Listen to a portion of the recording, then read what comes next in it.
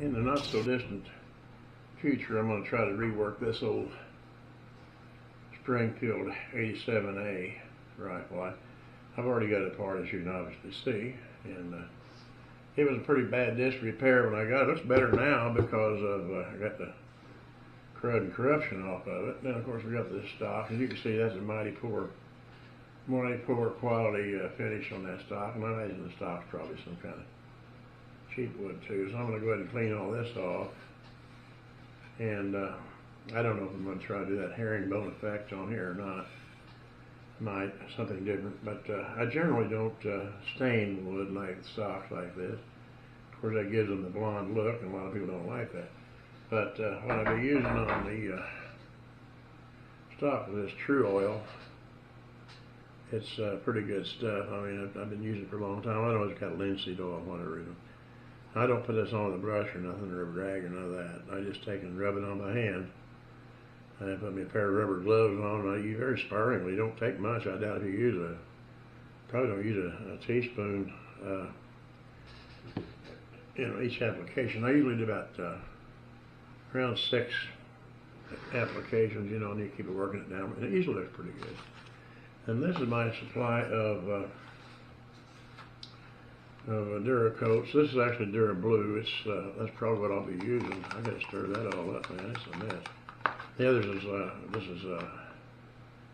is parkerized finish, for guns. Then we got this is just your kind of like lacquer thinner, and that's black, HK black, whatever that is. And the blue thing is actually easier to, not really easier, but it doesn't cover up your writing as much on the metal as it does your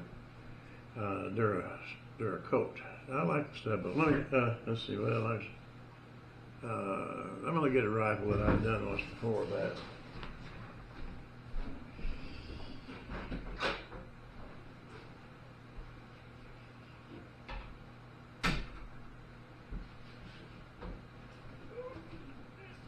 Okay, here we go.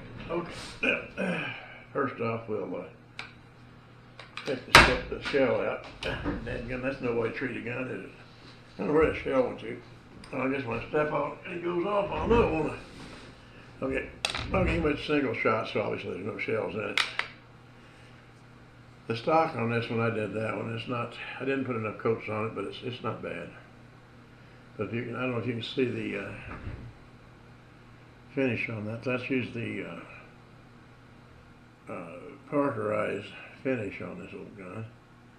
I don't know. This is a cheap knockoff. I don't know if it's Western Auto or some kind of gun, but nonetheless, that was the finish on the mainly on the metals. What I was wanting you to see. It's just really quite good. Now the biggest thing of putting on Duracoat is you have to have your surface prepared.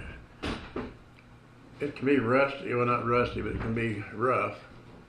Of course, the rough's going to show up. But of all things, you got to have it clean. It's got to be no grease, no hand oil, no nothing on it. And I found out what works really pretty good is like a carburetor cleaner to rush it off with. And I'm not going to be able to do the wood or the metal until it gets warmer weather out there. I'd like to at least be 60. And I tried doing that in the house one time, and you talk about stinking you out. Whew. You can't hardly stay in the house for a day or two after that. That's just rank. I don't know if you've ever sniffed an open can of a lacquer thinner, but this stuff here is much worse. But anyway, that's what we got going on here pretty soon. I don't know. I'm going to attempt to start working this stock down. It's too cold outside, but I may be able to work on it here without making too big a mess. What I'm going to do is I'm going to scrape it first. Now, I know people say, oh, that ain't no good. You can't do that. Typically, really what would be nice if I had a piece of glass to scratch this real smoothie glass, but since I don't have one, I'm going to see if I can find just find an old knife. Now, like I say, this is not a Weatherby stock or none of that, so we ain't too shook up about if it's perfect or not, but on it look better than it does, so I'm going to work on that pretty soon. Well, that's what's coming up in the near future, not too far off. I'm going to start working on that, and that's my clock in the background back there. It's not a real bird in the house.